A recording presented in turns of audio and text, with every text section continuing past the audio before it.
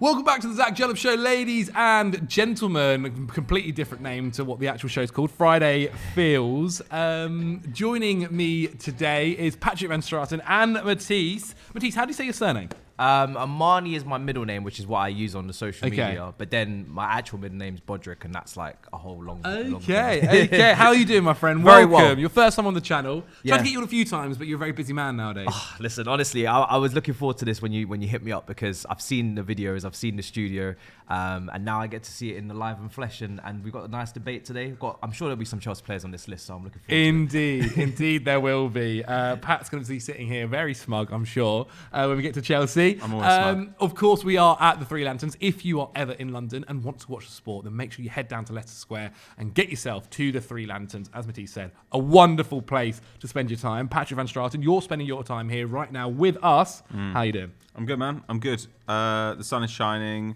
It's negativity time. It's just like, I'm super happy. I'm in my element. Indeed it is, because as has been suggested by the title of this video, we are going to be ranking your club's most disappointing player this season. If you guys follow me on Twitter, I put a tweet out asking for who has been your club's most disappointing player so far this campaign. You guys got back to me, and there are a lot of suggestions that we will go through. I've got some of the names for them as well. We might not touch every club because, for instance, Forest, they're doing unbelievably well. Bournemouth doing unbelievably well.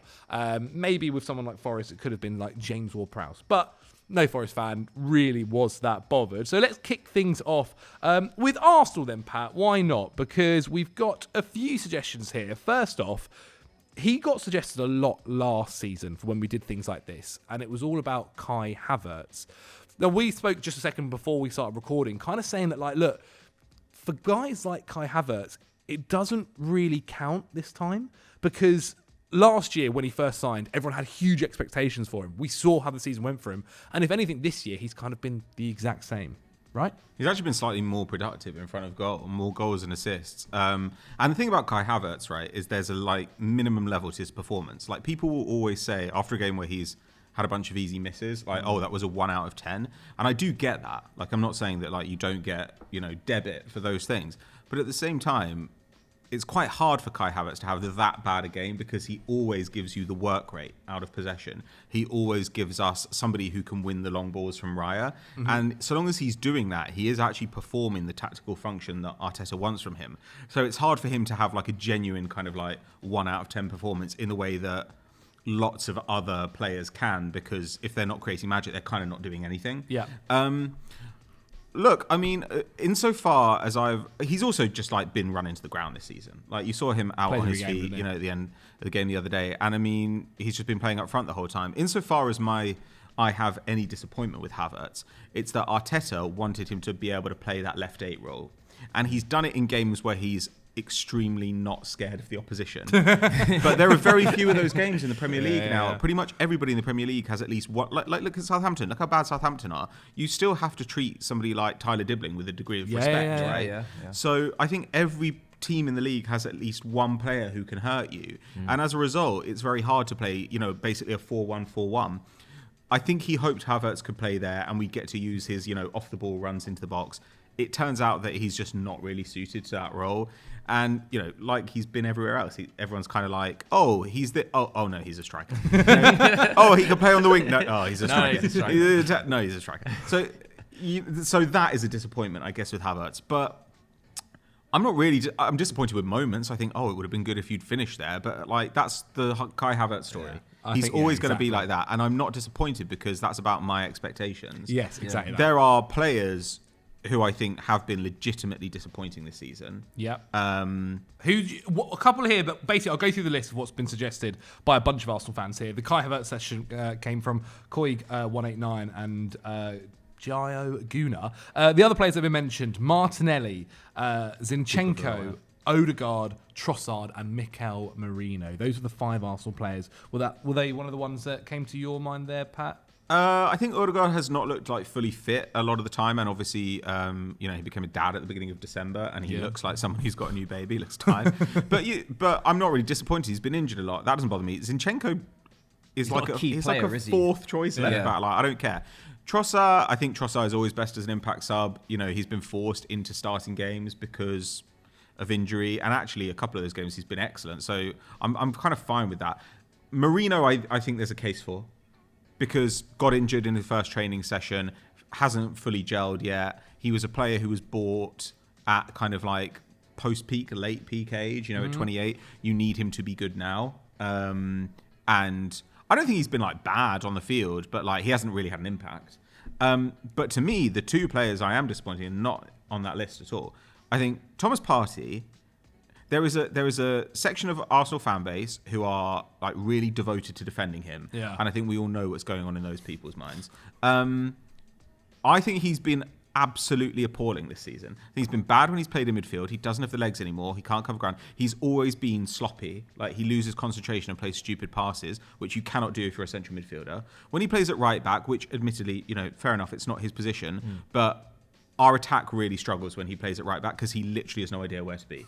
He can't underlap. He can't overlap. He doesn't take up the right positions. You see the difference between him and someone like Timber. Like, the intelligence that Timber has. I mean, Timber's also played that position. Yeah. But the intelligence Timber has, Timber might be our smartest player. Like, in that he seems to always know how to move people around. You see him directing people all the time. He moves inside and forces Saliba to run up. Like, he's such a director on the pitch. We lose so much when Partey plays there. I do not understand why some people love him. He has been shocking this season and obviously should be out of the club for many, many reasons. I also think Calafiori's been a bit disappointing, right? He's been injured as well, hasn't he? That's Yeah. the He thing has with been him. injured, but like Scored Is it an the offside goal Yeah, yesterday, he wasn't scored. it? Yeah, was it the fact that Well, Lewis and he's- Skelly's taken his spot, obviously before the red card, and the fact that you spent that kind of money on a player that was meant to come straight into your starting 11? Maybe there's a case to be made that he's actually a centre back as well, and he's not really a left back. But the fact that a young kid from Halen has come in and taken his spot and really boosted your team and looked a lot better than him, is that part of the disappointment? that doesn't. Not the Lewis Skelly of it all, not really, because I think Lewis Skelly has looked so good that I'm kind of fine with it. You know, He does it's look like very, very good. It's like if Unbelievable. an academy player took your place, like say you signed like Nico Williams, and then like just some random kid from the academy took his place. That would worry me a bit. But Lewis Skelly has been arguably our best player in like half the games he started, so I don't really mind that too much, you know, and that's like an okay problem to have, right? Like if Chelsea signed like a really expensive like left winger next season, and then some kid came through from the academy and displaced them, you'd be like, not a bad problem to have. We're fine with it. It's more that when I see him, I think he's really useful in attack.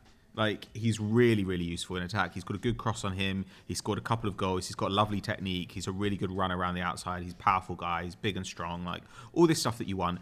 I think his defending is the thing that concerns me. Like, he can't defend in the open field.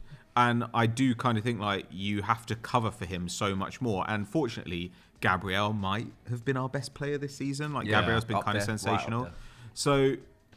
So it's not like you can't live with it, but when you compare him to Lewis Skelly, I think, is doing loads of attacking stuff. You watch him dribble out of pressure, and his passing through the midfield. I mean, he is a midfielder. His passing through the midfield is incredible. But one-on-one, he's really, really strong as well. Like, when you compare that to 18 years Calafiori, old, he's ridiculous. When you compare that to Calafiori, I think that is disappointing. He's a midfielder as well, isn't he? Yeah. His future's in midfield as well. Won't be a left back. The I don't guy's know, man. Like, I mean, free. like now, if you're a fullback, you can Very can true. basically Actually, you do play midfield, But, like, most of the time. But yeah, with Calafiori, I was kind of like, this is like a guy we thought we were signing to be a star, and he still has time. You know, it's his first season. He has been injured a lot. Adaptation. He might well end up being kind of like sometimes a left back and sometimes our Gabriel back up if we sell Kivior. But I do think that he has been a weakness defensively in the games he's played. And when you think that like Zinchenko was part of probably the best Arsenal team we've seen since the Wenger days, right? You know, when that first season that he and Gabriel Jesus arrived, such an important part of our build-up play. But Arteta said, well, you're a bit weak defensively, so I can't live with that. It seems so strange that now we've spent like 40 mil. We've got another guy where we're like, you're really good in attack, but I wouldn't trust you. Like, I don't trust you at all. I'm not sure you've got the defensive brain. Which clearly Lewis Skelly has. So I don't know. Like, there are disappointments there, but like I think a lot of the disappointment with Arsenal this season is They've had some injuries. They've had some bad bounces. The red cards, I think three out of the 4 red cards have been kind of bullshit. Like the only one I think you can make a case for is Saliba. The others I think are kind of all nonsense. But like those things have gone against you, and then a lot of players get run into the ground because of the injuries, as we've seen with City and Spurs and loads of other teams. I've probably been more disappointed with like Arteta than a lot of our players this season. Really? I'm not that disappointed. Like, I'm not one of those people who thinks he should get out, but I do think he was too conservative during long stretches of the season. There was a time where he could have played Wanyeri when Odegaard was out. I think it would have added a lot of creativity. A lot of people say obviously age, but we've seen with very special talents like Yamal, the players at Barcelona, play at centre back at 17. Like, if they're special, if they're that good, then they're ready to play. And I think he would have just added a creative spark in that team, and even a goal threat, as we saw in the Champions League there last night. The guy is a serious like talent, so he was needed in that period. And Arteta didn't want to use him. He had him on the bench. And I think Arsenal just looked a bit flat and kind of suffered in that period because of it. And it wasn't even until Saka went out injured as well. Yeah. Then we finally started seeing some minutes. But it's not even just personnel. Like Arteta always wants to have like a more defensive setup, a more conservative setup, and that's fine most of the time. But you leave yourself, if you're trying to win games, 1-0, you leave yourself vulnerable to the other team scoring out of nothing. Yeah. And then you draw, or you could lose on that day if the ball won't go in the net. Like, that's how it goes. Whereas really, if you want to win the league now, you kind of need to get, Liverpool this season have had good bounces, and that's why they're going to get probably more points than they deserve at the end of the season, though they have been very, very good. But generally speaking now, we're looking at 90 points to win this league. You have to win relentlessly. And the way to do that is to attack relentlessly. And that's what Liverpool do. Liverpool's defence is not great this season. It's okay. It's better than it was last season, but it's only okay. But the attack is so phenomenal that it doesn't really matter. So that, I think, is a legitimate criticism of Arsenal, but it's not really about the players. It's about the manager. Okay. Well, let's move on to Manchester United next. One to talk about here. Again, there are a few players that have been mentioned, but I kind of think, like it was with Kai Havertz, like Anthony, someone put, and I thought, really? This is somebody who we now know is not very good, and gone over to Real Betis. It's like Scorpion and the Frog, right? Yeah. It's just like, oh my God, I can't believe that Anthony turned out to be exactly who we thought he was this whole time. Over the last 2 years terrible of seeing footballer. him. This amount of evidence has piled up. Yeah, exactly. They're actually guilty. Yeah. It's incredible. Yeah. The other 3 names that I think maybe are worth mentioning though, Matisse. Mason Mount, who obviously has been... So it cost him 60 million last summer, hasn't featured due to injury issues. Marcus Rashford, obviously we've seen, especially under Ruben Amorim, he's not favoured at all. And Rasmus Højlund. Would you say one of those 3 for United are probably their most disappointing player? Wow. Obviously, Højlund cost them a lot of money. I think I saw some crazy stat about having played something like 60 odd games now for Man United and having only scored in 10 or 11 or 12. What do you think? Do you know what is with Højlund, right? Manchester United and Chelsea are guilty of this as well. They pay extortionate prices for players that are not ready, and then they are shocked that they're not ready. Do you know what I mean? To give Højlund the number 9 at Manchester United as a leading man, as someone at that age with the goal scoring record he had in Serie A, it was destined to be a bit of a disaster when you don't have someone to look up to in that striker role, like a talisman. And I'm not talking about someone that's world class. I remember us having Giroud, and then Tammy Abraham would be behind. Someone to guide, someone to just kind of put an arm around the shoulder and say, listen, we'll get through this as a partnership throughout the season. You take some of the games, I'll take some of the games, and it won't be all on your shoulders. They just kind of just threw everything at him, and that was always going to be a problem. But I think I didn't have high expectations of him, so I wouldn't say that there's high levels of disappointment. Fair. He was always a bit raw. He was always going to come in and struggle to get to grips with the pace of the game. He's going to need time to get to it. I think Mason Mount has to be up there because at Chelsea, he 2-time player of the year, a key figure for us. He was never injured. He was like what Gallagher was for us the last few years before he went to Atletico Madrid. He was always consistently fit, durable, key player in the Champions League win, goals, assists, just versatile in terms of positioning. He had to play in the front 3 when really he was a midfielder. He was an 8. When he was developing at Vitesse and at Derby under Frank Lampard, he became a front 3 player. We didn't have great attackers. That was when we had Werner and Havertz, and they weren't really putting up consistent numbers, and he was chipping in a lot.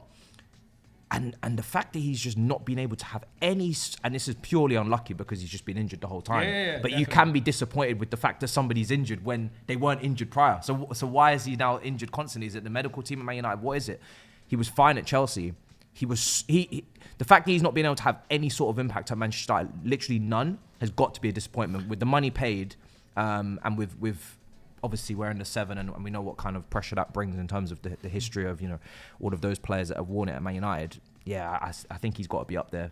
It's a weird one as well, considering you mentioned obviously his injury issues, but like going into this season, it felt like, okay, he'd been given his time off. He was ready, fit and firing to come back. We know Erik ten Hag has always been a massive fan of him. I think there was always rumours that Erik ten Hag tried to sign him when he was at Ajax. Yeah. And then again, in the end, it just didn't work out. And this is someone who I kind of sit there and I think even under Ruben Amorim can fit into that side. He kind of played this formation under Thomas Tuchel. Yep. Those attacking midfielders just to the left and the right of the striker, like he did on the right side for us at Chelsea. He can, if you need be as well, drop into the central midfield role and do some work there. He's always been a super hard-working player. And so £60 million is not like a cheap fee anymore. No. Like, that is something which you are expecting someone to be a starter for you and to contribute. And unfortunately, it's not happening. Would you say that's still the most disappointing part for Man United? But I guess we knew last season he had injury issues as well. But did we think maybe he'd overcome them this year? I guess it's not that disappointing in that this has been the story of his entire time at Manchester United. But the defence of him was always, well, there's not really a role for him in this setup. If there's a midfield 3, the attacking player is going to be Fernandes. Yep. If there's going to be a 4-2-3-1, then Fernandes is going to be in the hole. Where does Mount go? Is he going to have to play out wide, or he goes into the midfield and doesn't really look great there because he can't really do that unless there's lots of support? Now, like you say, he's in a setup where he should have a role. People are talking about United getting more of an attacking midfield, wing fieldery type behind the striker to supplement Fernandes. And you're like, is that not Mason Mount? Literally, yeah. But look, it is very early in Amorim's time, and it's possible that Mount, recovers some fitness. He's still pretty young-ish. And that at some point he does become a valuable player for them, but they can't shift him. Yeah. So they're going to have to give it a go. I mean, lots of other players, I think, I'm not disappointed in some of their older guys because you're like, that's what they are. They should have got. As soon as anyone offered any money for Casemiro, they should have taken it. I think Rashford is slightly disappointing, just because this idea, look, I don't know the behind the scenes stuff, and people do get smeared in the press all the time, and I think the press has always been quite keen to smear Marcus Rashford when they get an opportunity. But I am quite surprised at how his time at United seems to be ending. That to me he's a guy who has a link to the club and to the city. He's been really important to both. Huge. And I guess because I think of him as such a example to people, it's so strange to imagine him being bad in training, or not putting the effort in or whatever. But clearly it is a bit disappointing that they don't have him there. There are periods in their recent history where United have been bad, but the guy who's carried them through it, it's basically been two guys. It's been Fernandes and Rashford. And so I am a bit disappointed that they haven't got more out of him, especially that first Amorim game. Yeah. 2 minutes into that game, we were like, oh my God, he scored. Is this what it's going to be like? And then disappeared, and now it's fallen out with the manager, and now it's clearly just trying to get out of the club. Yeah. I don't know, I feel like his exit has been prolonged. I always felt like he needed a new chapter at Manchester United. He's been there his whole career. Post-Ollie. Yeah, he's been there his whole career. He's obviously come through the academy. He's been inconsistent in terms of some seasons. He's had great seasons. Other seasons, there's been a drop-off. I just feel like he needed a new challenge, a new environment, away from the media, away from the spotlight, to just find maybe his motivation to kick on and try something different. I think the expectation that just because you come through the academy, you have to kind of end your career at that club, or you have to go into your 30s. I think it's an unrealistic expectation, especially a club like Manchester United, where they've gone through a lot of manager changes, a lot of systems. It's the darkest time in their recent history, since Ferguson, maybe when they finished 13th in his first season or something like that. Man United have never been worse than they are right now. And to be their highest wage earner, to be the face of the attack or the face of the club during that period, it's not a good time to be that guy, especially when you're not necessarily a world-class player that can deliver week in, week out on your own. He is a bit, systematic, or he thrives on certain strengths. He needs his weaknesses shielded. He's not one of those all well-rounded footballers that can just turn it on whenever he wants. So it's a difficult situation. I just feel like it could have been maybe handled a bit better. I think it's been coming for a while, and I think both parties should have found a solution by now. Even if it was a loan for him to leave the club, I think it's been dragged on now for no reason. Because they kind of found one with Sancho, didn't they? Well, obviously, when that happened last year, they managed to get Sancho out to Dortmund.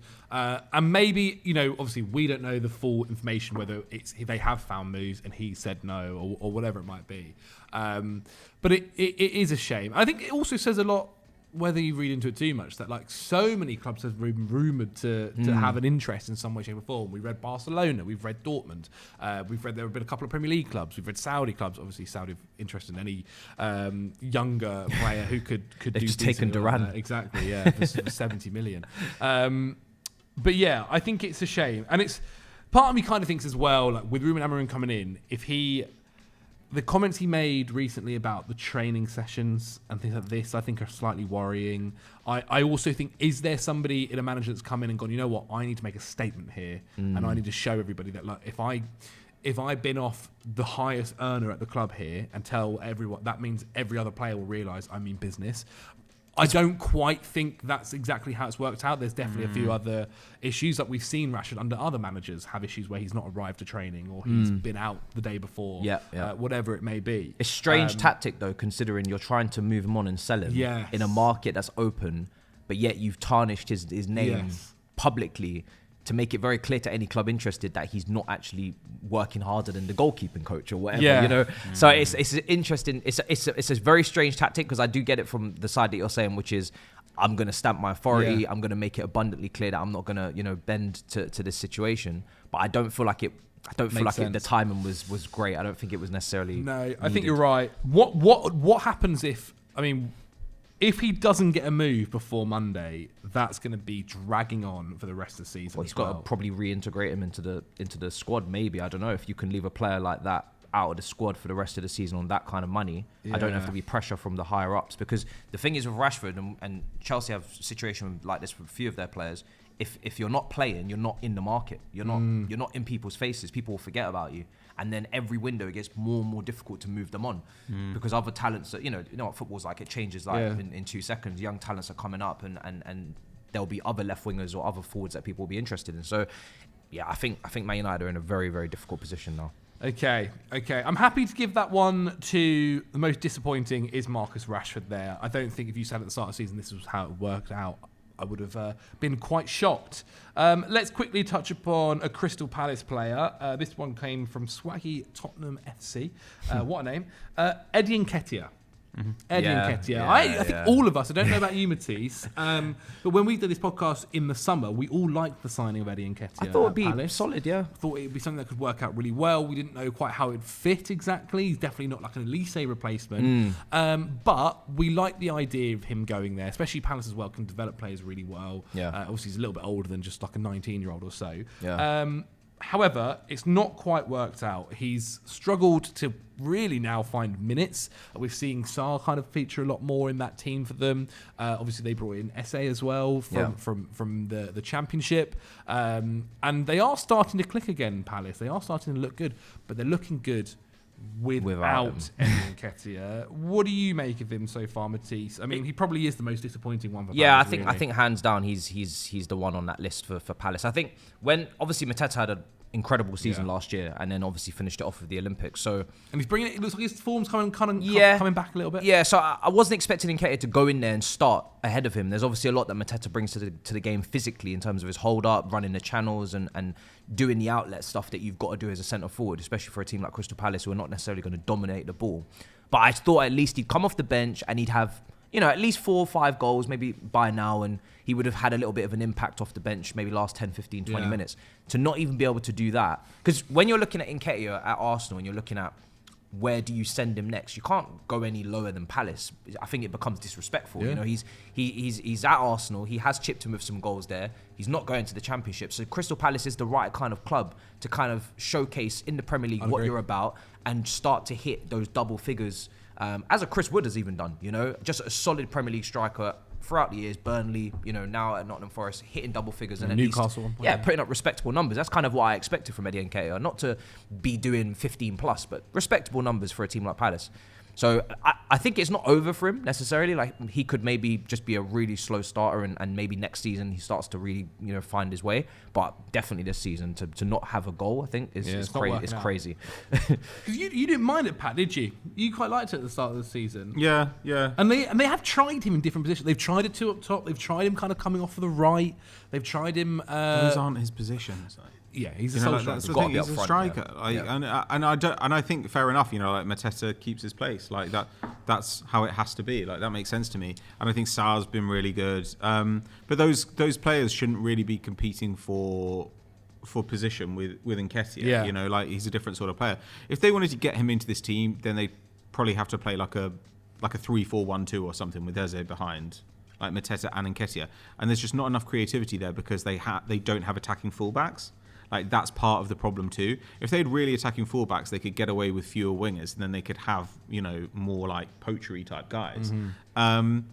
I don't know. Like, it's been a bit disappointing, but I do know the player that Nketiah is. I still think he could be useful. I kind of think that if he'd gone to Bournemouth, as we were talking about, he'd probably be having a better season. Yeah. Not just because Bournemouth are better, but also because he'd just play in that role that that is suited to him. He'd just be playing up front with creative wingers around him, and he works really hard. So I think it might be a fit thing. Like, Palace have just been so much more of a mess than we expected. They've had to try all sorts of different formations. It took them a while to get going. And they were so defensively suspect that the only thing they could do as well was sacrifice some attackers, get more defenders on the pitch by moving to a back three. Yeah. That was the first thing that seemed like it got them going. I don't know, like, Glasner's a smart coach. Like, I'd give him another season there, and if not, he might have to move on again. But, like, to me, it's just, you can't really expect him. I don't think he's been particularly good, though. He was quite good at the beginning of the season. He was quite bright then. He's had moments, but like, just never. You are right. He's barely played in his position, really, hasn't he? And I just don't think you can really expect anyone to excel when that happens. Now, whether you think that means that he'll never excel even in his chosen position, I guess is a bigger question. The issue he also had as well, right, is like, even though it wasn't a like-for-like swap, he basically was the replacement for Elise in the Which summer. is crazy. They didn't go and get any other... Like, they got in Ismail Assar, who probably like-for-like-wise is closer. They got Daichi Kamada, who used to be an attacker, but was not that good, and then became a good DM. And again, he's been a bit shaky at times so far this season. But obviously... And that deal, the Nketiah deal, dragged on for a long time through the window, and we thought, obviously, it happened very, very late on. But when you are replacing someone of Elise's numbers, and kind that of creativity as well. Exactly, it's been tough for them, and even it's only been recent times where Ismail Assar's kind of been performing to a good level too. But I agree. I think Nketiah is the guy so far for Palace. Let's jump over to West London. Let's talk about Fulham? The Blues. Oh. Unfortunately, not Fulham. Chelsea then, because obviously I'm a Chelsea fan, Matisse, of course, is a Chelsea fan as well. Let's kick it off with the first one. Pedro Neto, Pat.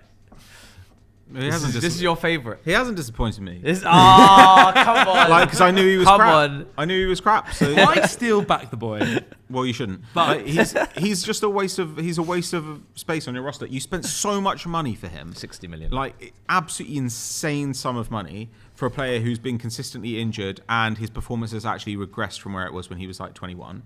So I mean, that was just a terrible deal from Chelsea's point of view, but Chelsea are only good at making terrible deals. Like, even the players you get who are good, you get on bad deals. Palmer's right. You sure, but I mean, like, equally, you had no idea. Wow, he won't even give us credit for that.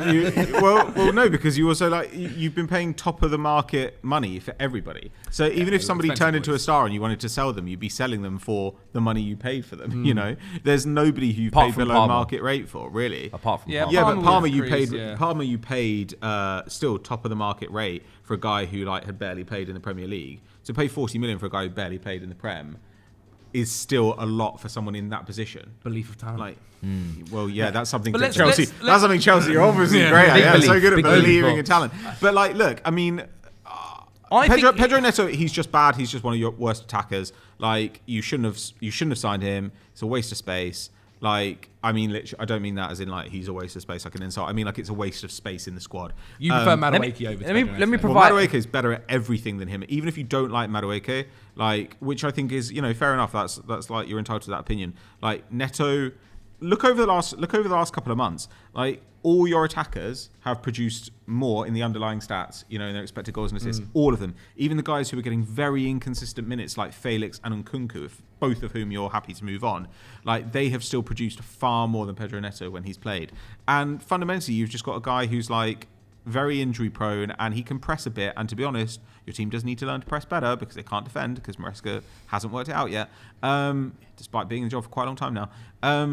But like, 6 months. That's enough time to get a press like working, right. and it's not. He's 6 an months. Arsenal fan. He's on to us. His press needs to. I'm sorry, it's not 6 months as well. It's like 8-9 months. You can get a defense like looking better than terrible by that point. Yeah, but that's beside the point. Like, no, I just look at you and I'm just like, yeah, this is like the talent. The talent plays. It doesn't at this seem level. to be his priority, which does annoy me. Because, I don't know what his priority is. An Italian manager's priority usually is defence, but for him it seems to be the complete opposite. I'm yet to see him do anything like that I've been impressed by tactically. The one thing I'll say of Neto is that obviously he's come from a counter-attacking team in Wolves, Yeah. where he was playing on the break, and to be fair to him, he was injured a lot. He hasn't been injured a lot for Chelsea, so his fitness has actually improved. But at Wolves, in big games, he was very good. And I remember him scoring against Chelsea quite a few times on the break, great finishes. He's a very good crosser of the ball, which I don't think we're utilising at all.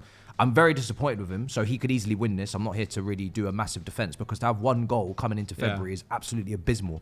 And you should have far more of an output than that. Assists, I always say, as an output is a bit more dodgy, because you've got to look at obviously expected assists. You've got to look at the chances missed, the big chances created versus the miss and whatnot for the striker. We know Jackson hasn't been particularly clinical. Chelsea don't have a box presence in there. They don't even have a second striker, because Nkunku comes on against Man City. He's basically playing at walking pace. He doesn't press. He doesn't hold the ball. Doesn't want to be there anymore. It's very clear he's disillusioned. If Chelsea had someone aerially that was a lot more threatening, I think Neto's numbers and his performances would look a lot better, because a lot of the crosses that he puts in with both feet are very good crosses. And is he a bit one-dimensional? Does he kick and run? Does he head down, straight down the byline, cross? Yes. Is he a bit more... Is he disappointing for 60 million currently? Absolutely. Yeah. Is his career at Chelsea done? No, it's not. It can't be, because, I mean, we just can't afford to write off a player that expensive this early on. But when Chelsea were looking at Elise, and they were in for Elise in the summer and before he went to Bayern Munich, there was a clear gap between the two players in terms of the quality. And I think if you'd watched them in the Premier League over the years, you would definitely see that. There's just a lot more. There's a lot more variety and opportunity for Elise in terms of his attacking play, the cross, the long shot. You see how it develops. You see how it fits into a side like Chelsea, a possession-based team. Against low blocks, he's just got a lot more to kind of offer in terms of variety and versatility. If the cross is not working today, I can cut in and shoot. Yeah. If the shot's not working today, give me a free kick on the edge of the area, I'll hit that, I'll take a corner. I've got a pass in me. That's where Neto kind of falls by the wayside. He doesn't have enough things right now to kind of, draw to say, right, I can change the game from this aspect, that aspect. So, yeah, very disappointing. He's definitely up there. But there's quite a few players. They should be, like, I know what you're saying about, like Chelsea actually should be the best fit for him of the big sides, because Chelsea actually are quite vertical. Like, Maresca doesn't want him to be. As an attacking team. Yeah, but it's when you're at your best. I agree. Palmer plays very risky passes, and Jackson's amazing at running in behind. And the times where your attackers actually look good when you're able to do it. And you've actually been able to manufacture those chances even against more defensive, worse teams. So I don't know. That should play into Neto's hands, but He seems to prefer Madueke over him as well, which is probably... Madueke is a lot younger, and you can at least dream with Madueke. You're Madueke currently has much better underlying numbers with expected goals and assists. He's a much better dribbler. He's also a bigger physical presence. Whereas Neto can be... Neto's tenacious, but he can be knocked fragile. off the ball. Yeah. And also Madueke, he carries the ball into the box relentlessly. He's actually one of the best players in the Premier League for that. His one-on-one success is also much, much better than Neto's. So there's all this stuff there, and he's younger, and you're you know what, if this guy can stay fit and we can teach him to apply himself for 90 full minutes, then you've got a potential superstar in your hands. Whereas Neto, at this stage of his career, you're this is what he is. He might get fitter, and he might play himself into a little bit more form, but he's not going to suddenly become a star because he's nearly 25. like players at 25 are like fully baked. Like that's what wingers are. Madueke is still pre-peak, and therefore you're like he might turn into something else. That's what's exciting about him. But like the thing is with Madueke, the manager has been either extremely positive or very negative on him, and there's no in between. He's come out and said, "I absolutely love the player. I really want to, this to work out for him, etc. I believe in the talent." But then he's also, and probably correctly so, but he said it. The guy is not concentrating throughout games. He'll score a goal, then he'll switch off. We saw it against Man City. Got the tap in, then doesn't track the full back in Vardiel for the first City goal. He's obviously missed games due to maybe training or whatever it has been in terms of discipline. I think Madueke, and I think he was available for transfer over the summer for Newcastle. There's definitely rumours, wasn't there? Yeah, you suggested, weren't you? So Chelsea are. The funny thing is about Madueke is that Madueke is more likely to be sold quite soon because he's the one that will bring the profit in on what they paid for and what they'll probably potentially rake in, even if it's like a 20 million profit. That is something that I can see happening. Yeah. If he doesn't build up the consistency at right wing, because even though Madueke, like you said, has maybe more potential, he's still very inconsistent. And Chelsea right now are full of inconsistent attackers. And until they get consistency in the attack, they're going to keep chopping and changing and bringing in maybe more. Garnacho is linked, maybe more inconsistent attackers. But they're just going to keep chopping and changing until they find the solution. So I don't think anybody's safe right now. Okay, a couple of other names to mention. Robert Sanchez, Matisse. Oh my God. Is he disappointing though? Oh my God. By the title. Are we allowed to swear? You can if you want, yeah. Is he disappointing? No. Because I knew this is me. Now we're about to swap places. You don't think he's been? I think he's been worse this season than any other season. But I knew this. There's clips going round of him at Forest Green making mistakes like this, but only he's been falling forward in his career to an elite level to make the same mistakes. Even at Brighton, he's at Chelsea. It's not at even at Brighton, he was making errors. I remember him at Brighton. He's always had this kind of error in him, where he'll make calamities for no reason. You'll see him make saves. I think he's one of the best in terms of save percentage in the league this season. But then he's also leading. He's top of it. Yeah, but then he's leading the errors leading to goal, just ahead of the Ipswich goalkeeper. He is just who's also now been benched as well. Hasn't played for the last 5 games. Exactly. He's just untrustworthy. You can't trust him.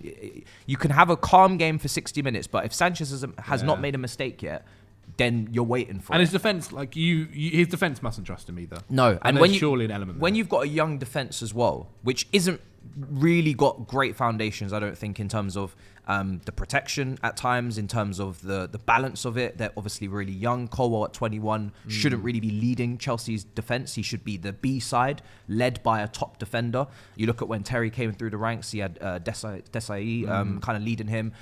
Loads of examples of young defenders being led by older statesmen. Chelsea have not got that balance there. They don't have enough maybe aggression, physicality. You look at Arsenal, Gabriel, Saliba, they can overpower. Haaland, we were very weak on the counter. But then when you've got a keeper behind you that doesn't bring clarity, doesn't collect crosses with a confidence, he flaps at them. You look at that goal we conceded a couple of weeks ago. Wolves. Yeah, Wolves. His playing out from the back is, I think, overestimated. He'll give the ball away very cheaply or put people in danger. I don't rate him at all as a goalkeeper. I think Chelsea, I don't know if it's stubbornness or it's politics because they've signed him and then they've brought the goalkeeping coach, Ben Roberts, from head of global goalkeeping, and Paul Winstanley's also from Brighton. They've had to make it look like it works, but it doesn't. And Chelsea will not be a top team with him in goal, in my opinion. He's not of that caliber and he's not of that level. But you think it's not the most disappointing player? No, because I knew all of this. when he arrived, and I usually I'll give my opinion on a player, of course, before they arrive. And then when they arrive, I'll say, right, scrap all that. They're here now. Yeah. Clean slate, I back them. And whatever they do in the Chelsea shirt is now what I'll judge them on. Because that's they can obviously shock you and surprise you. But I did say before he arrived, he's not good enough to play for Chelsea. And unfortunately, he hasn't been. Okay, one final player I think is worth a mention as well, who I think could maybe take this mantle, him or Neto, Malo Gusto. Malo Gusto, suggested by CFCJ. I think he's almost been a little bit screwed over by how Maresca wants to play, how he wants his fullbacks to play. Last season, I think Malo Gusto was one of Chelsea's better players because he was making these overlapping runs down the wing, going past Madueke, whoever it was on that right wing side. At times also going past Palmer when Palmer's operating on the right. Obviously, there were the injuries to Reece James again last year, so was needed for him to come in and make an impact. And he did. And he looked really interesting. Then this season he's been asked to kind of play at times this inverting fullback that goes into a 10 position that we're seeing Cucurella do a lot better. And he's struggling with that. I think there's also an element to say that his defensive abilities haven't been as good this year, but Chelsea overall defensively I think haven't been amazing as well. And so I can understand why people were disappointed when last year they saw someone who looked really, really promising, someone where, again, there were rumours that other clubs were going to try maybe try Chelsea's hand for him if Reece James was to get fit. And I think he's just struggling to maybe adapt. And this isn't surprising. Like, this is a guy who spent his whole career, when he was at Lyon beforehand, like, being this overlapping fullback. And that was what the trend was for a last couple of seasons for fullbacks, to make these overlapping runs. And now he's being asked to do something completely different to him and operate in spaces which he has no idea or how he's meant to do it. It's interesting seeing someone like Cucurella do it on the other side. But Cucurella, his whole career, has played in so many different positions. He's played left wing, he's played left wing back, he's played left centre back, left mid at times. And so I think we're just kind of seeing someone not really understand the full kind of position he's playing in. I don't know if you would agree as well. I do put it more on the manager. I think the tactical demands that he's been given this season is just too vast, too much. He had a really, like you said, he had a really good season last year. He was really good in terms of chances created, expected assists. He was putting things on a plate for players in the forward line. We weren't the most clinical then either, so his assist numbers could have even been higher. But it was a very simple role. And technically, he's very sound, he's very solid. He receives the ball, I think, pretty well on the touchline. He circulates it quite well. When you look at him last season, you look at him this season, you think it's two different players. He's played right side centre back in a 3 this season. He's played as a, like you said, as an inverted kind of midfielder going into the 10. There's a difference between inverting into midfield, into a pivot, and kind of sitting in front of your back line, and then inverting into 10s. I'm seeing this guy on the edge of the box taking shots. I'm seeing him having to play the final pass in Cole Palmer positions. It's just far too much responsibility for someone that young. I think he's only 21. He's in his second season in the Premier League. Obviously, had a great start, but he's still so much to learn. And obviously, Cucurella on the opposite side is vastly more experienced. He's been in the Premier League for longer. He's just playing like a live wire, like a freedom footballer. He's like a free role. The free role used to be given to Ozils and James Rodriguez. Now it's given to Cucurella. He's just, up and down the pitch, putting out fires wherever he wants, getting goals, getting back. He's on a different level of lease of life. Obviously, won the Euros and is in great form this season. But I just think with Gusto, the manager's done far too much with him. It hasn't made me question or doubt the quality of the player at all. After what I saw last year, I couldn't. But yeah, I think for him, the reason why I haven't probably put him over someone like Neto is because I think it is definitely so tactical. I think a lot of Chelsea fans, they'll watch him and they'll think, no, we had evidence last year that this is a really... I think he was our top 3, best players last year. So much evidence to say, yo, this guy is really good. It's got to be the system. The system's changed vastly. There's no overlapping fullbacks anymore. He doesn't want his wingers to have any sort of runners on the outside. He said that publicly in a press conference. There's so many things about the manager that we're still learning. There was always going to be some players that obviously elevated, but definitely some players that were falling out of consequence. Would you say which one of those Chelsea players, Mrs. I'll let you have the deciding opinion, has probably been the most disappointing? I guess it's between maybe Neto and Gusto. I think I'll go with Neto because his numbers are really poor, and also because of the money outlaid, for sure. Most expensive signing in the summer. And I think because he's been in the Premier League as well for a few years, he should be able to do more than he's doing. So yeah, I'll give it to Neto on that one. Okay. Let's jump over to Villa here. A couple of suggestions which I don't quite agree with. Someone said Yuri Tielemans. I think he's been amazing this year.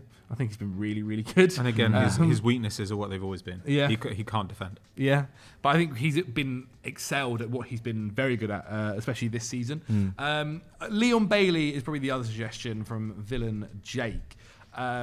Obviously, we've mentioned him a few times throughout this season. Someone who performed so well last season, but probably last season was an outlier compared to what his norm is. Yeah. And it's just that he's reverting back to the norm.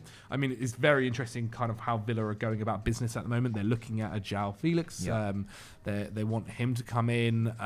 They look like they're going to be selling John Duran to Saudi Arabia for a huge fee, which is fair enough on their side, which will also probably help them out as well PSR-wise, because they were supposedly struggling on that side. Is that a shock to you? Just on that, though, is that a shock to you? Because Duran's the younger person that could lead that line for the next 5-6 years. I still think And the money is too crazy. But the money for Watkins was 60 also there mil. as well. So he's 29. There could be a drop off. Maybe take that money and rejuvenate that attacking line and go the distance. Can you tell me, guaranteed, John Duran is a top 5 Premier League striker? Like, that's what Ollie Watkins is. Yeah, That's but the issue. I think for Villa, he's definitely a top striker for them. And I don't think Villa are guaranteed to be a top 5 team for the next 10 years. And I don't think Watkins is guaranteed to be a top 5 Premier League striker for the next 3 years. He could drop off because his game is reliant on pace and movement, and he's getting into his 30s. You look at like Tony leaving Brentford and the way they've rejuvenated that attack. You look at, just football for me is with teams like Aston Villa, you're future-proofing all the time, constantly, because your best players are always getting picked off. Yeah. And I'm just surprised that a £15 million, £15 million deficit is the difference between Duran, who's one of the most feared young strikers in the country right now. Everybody's looking at him thinking, wow, look at that goal against Bayern Munich, look at that goal against Everton. And Watkins, 29, it's not, I don't know, it's Watkins weird. is strengthening a rival, right? Like, if they're talking about Champions League football, it is strengthening a rival. Not really. We're not Arsenal really rivals. rival, yeah. Like, but and also, you are taking a Champions League spot, which is what they want, right? Like, but there are like Three more spots after Arsenal and Liverpool. Yeah. Like to me, I don't think it's about that. Like, I agree with you. Like, I think that basically, if your plan is Duran will succeed Watkins, then maybe you want that to happen in 2 years, but would you accept £60 million to do it now? Yeah, you probably would. Now, if you want to go for the Champions League, you're like, right, we want to win the Champions League, then don't sell Duran now either. There'll probably still be money available for him in the summer. Like, people aren't going to lose interest in him. Like, maybe it's not quite as much, but like, then you can go out in the summer and you get 60 mil for him? That's fine. Yeah. Like, so if you were really going for the Champions League, there's a different plan. If you were trying to future-proof your team, there's a different plan. It's very strange to me. Like, originally, I thought Arsenal had probably offered like 30 mil or something, and they were basically saying, That's disrespectful. hey, you're going to have... I don't know, it would make sense though, right? If you were like, here's your striker who you don't want to sell, your young striker who you don't want to sell, we're going to offer you 30 mil basically to change over your attack a little bit earlier than you'd like to. That kind of makes sense to me. When it's 60 mil, like, I think Villa are kind of silly not to take it, because I don't think they're going to get back in the top 5 this season. Like, I think there are like multiple teams ahead of them who are better and have points advantages. They could win the Champions League, but it's relatively unlikely. And if you were going to do that, keep Duran. So there's no part of it that really makes sense to me. But I just don't The know. market value for Watkins but selling is always Duran going is to drop. fine. Selling Duran is fine. It's only that like their striker is 29 that I think makes it. I get it. I think I agree. I do agree with you both, but I also think I see it in the fact that like they're going, okay, we're not losing John Duran to arrive. Look, because obviously Chelsea were rumoured for it. Like every club had been looking at John Duran. Yeah. We're not losing him even to Chelsea to are barely arrival. rivals to Villa long term. But in terms of like I think in terms of them thinking with Watkins, Unless they're They- going to win something immediately Now. soon, I think it's going to come back to bite them, because that Watkins market value will start to drop. it will. And then you don't have one of potentially the world's best young strikers to come in and fill his boots. I just You've got to wonder- go into the market now and find someone again to go and replace I just wonder Watkins. if they wanted Duran in terms of like I if don't they've think they seen did. enough of Duran where they've No, yeah, exactly. causes a probably lot not. of issues behind the scenes. He was wanting to go to West Ham in the summer. They've Yeah, got yeah. training Stuff, data as like- well. Like when we're talking about Duran, we're talking about a handful of minutes, Exactly. handful of shots even. Like whereas Villa actually will have hours and hours of data on him from training. Yeah. And they might just look at him and be like, he's pretty good. But like he isn't Consistent we or- don't know if he's a superstar, and we're being offered superstar money. So like Yeah. we've got to take it. Like I Yeah. do think at that price you're kind of like, if this person's not a star, you're kind of obliged to take it. Like next season, say they've sold Watkins and the next season happens, right? They've had 6 months of John And Duran. Duran hasn't played even when Watkins has had Exactly. struggles this season. Exactly. Like they could have used him loads and loads of times. I've seen Villa players saying, why aren't we playing our best player? And it's like, the answer is that he's probably not your best player. Like That's the my club worry for him. probably I think knows. Emery and him clearly don't click. Yeah. Yeah. But I think his, from the way it seems or what you read and stuff, apparently there does seem a couple of issues there. But yeah. Yeah, the money's real. The money's real. You can have it now. Exactly. And I think the market's deflating. 'Cause So imagine- money now is worth more probably than money in 2 years because Yeah. I don't think that these 80 million euro fees, I think they're dropping. You know, Victor Osimhen, like, we saw his price go like 60. 90, 80, 70, 60, and still no one wanted him. Yeah. Like, Victor Boniface, who I think is a tremendous player, like Al Nassr were negotiating for him, 60 million euro fee apparently on the table. Yeah. In the past, that would mean every big club in Europe who wanted a striker would be like 60 mil, we'll do that. Yeah. And now everyone's like, a lot of money for a guy who occasionally gets injured. Don't know Yeah. about that. Like, prices are deflating across the board. So if you can get a huge fee now and kind of give yourself some PSR wiggle room for a guy who you like, but you don't love. Smart. I think their fullbacks are disappointing actually, Villa. Just before we move on, I think they were hoping... Ian Matson's not played, is he? Yeah, Really? Ian Matson's not played Ian much. Matson, and Luca Dean has been like one of their more creative players. But obviously they were hoping Matson would take that role, and he hasn't. They also would have probably hoped that Matty Cash would be better than he is, but they've tried multiple solutions there. Like, I don't think that they'll be delighted about their fullback zones. No, you're right. Probably it's funny. This is a guy who played in the Champions League final, Ian Matson, Yeah. who a lot of Chelsea fans were sure. very disappointed about leaving the club, and he's not managed to displace Digne. And you know what? They've brought in many a fullback, and they don't manage to displace Digne. Yeah. Who's the one that's went to Nottingham Forest? Moreno. Yes. Obviously he couldn't get back into the team after Digne came back with fitness. So that is Villa. Guys, as well, if you are a certain supporter of these clubs, let us know what you think in the comments below. Manchester City then, obviously a couple of players that are probably worth mentioning. Obviously Jack Grealish's name probably always comes up. The figure of how much he cost is always there for £100 million. Yeah. Doesn't really feature as often nowadays, has had injuries. One that I think really could be this as well, just because we've Phil known Foden. Phil Foden. Okay. Player of the I was season. gonna go there, but Player good of the point. It's a season good last point. year. Yeah. Player of the It's a good season point. last year. Very good point. Yeah. Like, there were periods where the defense was bad, but you would hope that the attack would at least drag you through it. Yeah. And like Haaland actually was pretty bad during that run as well. Like, was just not scoring as regularly as he won. And Phil Foden, last season, people were like, oh, Phil Foden, he takes the game by the scruff of the neck and he wins the game single-handedly. Madrid. No, he doesn't. Like, he so rarely does. Like, Phil Foden is almost always at his best when he's not the guy. Phil Foden is at his best when it's like De Bruyne and Haaland and he's the third guy. Yeah. Like, he's so good in those situations. And he is super talented. But I do think he's best as like an associative player. He's best when he's got guys who he can work around and it's not all on him.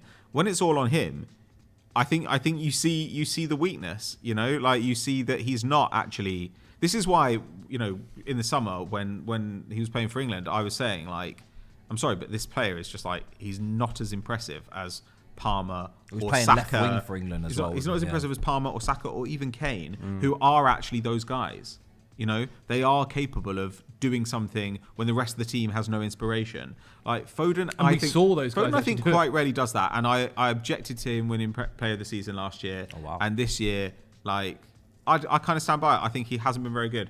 But like Grealish, also, I'm just like, well, I just think that was a weird signing. Yeah. Like Doku, like he needs time, but this is kind of what he's going to Gundogan? be. Yeah, but he's just Nah, old. he's just old. Yeah. But yeah, Fair. it's He's never been a disappointing. key player. Yeah, it's disappointing in that he's old, but like I think there are lots of players there who've been pretty poor. I think Foden for me. It is The Foden drop for you, off yeah. is massive. Yeah, from When what you're he was player of doing the last year, year. yeah. When you're player of the year last year, and especially when we know De Bruyne's getting more injury prone as time goes on. We know Gundogan was coming in as a stopgap, and I'm talking about from a creativity standpoint because a lot of the time we're looking at Manchester City games and they're not finding Haaland or there isn't that connection to Haaland.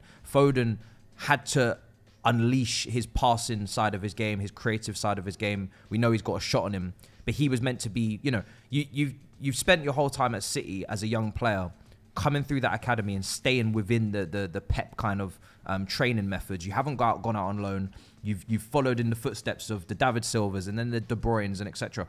They're handing the baton and you're not fully taking it. Like you run with it a little bit, but then you drop it. Or you know, you've got to make it your team. And I guess the question now is, can he make it his team, or does he need it to be our team. You know what I mean? It's yeah, everyone's yeah. team. It's not my team. It's everyone's. It's sharing is caring kind of thing. So I think it is a little bit disappointing because I think a lot of people are looking at him as. I mean, we all know some of the comparisons they've made about him. You know, English. On England national level, Gaza. He's meant to be the guy. We do this with we do this with everyone. Gascoigne in that sense. We do Super it- talented, inconsistent. Yeah, we do this with all of our young talents that come through. But I just think, with the expectation of what he may still become, but what people think he can be in terms of Man City and the leading guy and what he has been this season, the biggest deficit for sure, I think, is from him. The Americans would call it the franchise player, wouldn't they? And Yeah. He's not quite reached that. Well, we've got 10 minutes quickly. We'll rattle through a few more.